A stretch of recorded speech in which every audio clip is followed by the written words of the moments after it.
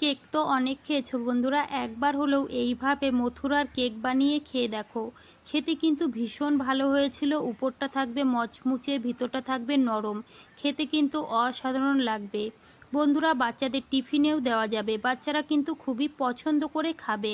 সবার প্রথমে নিয়ে নিয়েছি এখানে আমি 1 বাটি টক দই। তার সঙ্গে দিয়ে দিলাম হাফ বাটি চিনি। চিনিটা আগের থেকেই মিক্সারে গুঁড়ো করে নিয়েছিলাম। আর এখানে দিয়ে দিলাম 2 চামচ সাদা তেল, সামান্য একটু লিকুইড ভ্যানিলা, দিয়ে দেবো সামান্য একটু বেকিং সোডা, আর দিয়েছি হাফ চামচ বেকিং পাউডার। এবার আমি ভালো করে মিশিয়ে নেব। এখানে কিন্তু তেলের পরিমাণটা একদম কম দিতে হবে। 1 থেকে 2 চামচ দিয়েই কিন্তু ভালো করে মিশিয়ে নিতে হবে। দইটা আমি 2 থেকে 3 মিনিট সময় ধরে খুব ভালো করে ফেটিয়ে নিয়েছি। এখানে নিয়ে নিয়েছি আমি ময়দা। বন্ধুরা, ময়দাটা আমি আগের থেকেই চেলে নিয়েছিলাম। এবার আমি অল্প অল্প ময়দা দিয়ে কিন্তু একটা নরম ডো মেখে নেব। খুব বেশি কিন্তু শক্ত করা যাবে না, একটু নরম করেই ডোটা মেখে নিতে হবে। প্রথমে কিন্তু এইভাবে চামচ দিয়ে আমি ভালো করে মেখে নিচ্ছি, তারপরে হাত দিয়ে মেখে নিতে হবে। এইভাবে মিশিয়ে নিয়েছি, দেখতেই পাচ্ছ। এবার দিয়ে দেবো আমি টুটি ফুটি। এখানে আমি টুটি ফুটি দিয়েছি, তোমরা চাইলে কাজু কিশমিশ বাদামও দিতে পারো। এবার একটু হাতে তেল লাগিয়ে ভালো করে আবারও মেখে নিতে হবে। প্রায় 2 মিনিট সময় ধরে এইভাবে কিন্তু আমি মেখে নিয়েছি। ডোটা কিন্তু একদম রেডি। উপর থেকে একটু লাগিয়ে দেব সাদা তেল।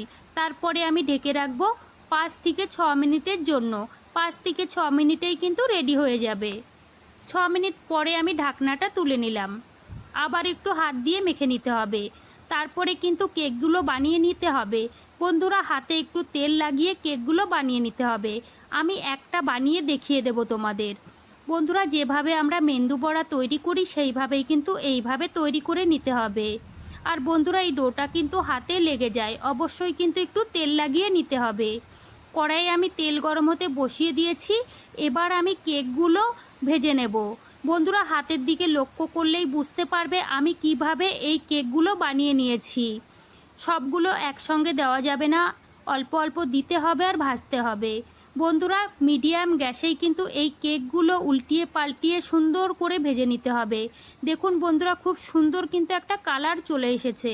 আর ফুলে কিন্তু এগুলো ডবলও হয়ে গেছে, আর দেখতেও বেশ ভালো লাগছে। একটু সময় নিয়েই কিন্তু এগুলো উল্টিয়ে পাল্টিয়ে ভেজে নিয়েছি। এবার আমি তুলে নেব।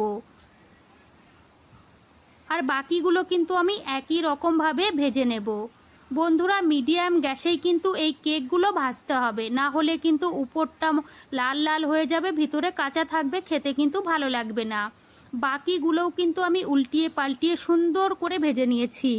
এবার আমি তুলে নেব। বন্ধুরা, সবগুলো কেক কিন্তু আমি ভেজে নিলাম।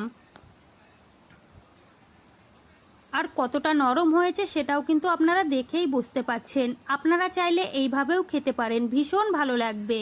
বন্ধুরা, এখানে নিয়েছি আমি একটু গুঁড়ো দুধ আর নিয়েছি একটু চিনি। এবার আমি কেকের উপরে এইভাবে সুন্দর করে লাগিয়ে নেব। একটা কিন্তু রেডি হয়ে গেছে, সেমভাবে আর একটা বানিয়ে দেখাবো। তো দেখুন বন্ধুরা, সেমভাবে আর একটা কিন্তু আমি গুঁড়ো দুধ আর চিনি লাগিয়ে নিয়েছি। সবগুলো রেডি করে নিয়েছি। আর দেখুন বন্ধুরা, দেখতে কতটা ভালো লাগছে আর কতটা নরম হয়েছে সেটা আপনারা দেখেই বুঝতে পাচ্ছেন। এবার একটা ভেঙেও দেখিয়ে দেব। বন্ধুরা, বাচ্চাদের টিফিনে দিলে কিন্তু বাচ্চারা খুবই পছন্দ করে খাবে। দেখুন বন্ধুরা, কতটা নরম হয়েছে আর কতটা জালিদার।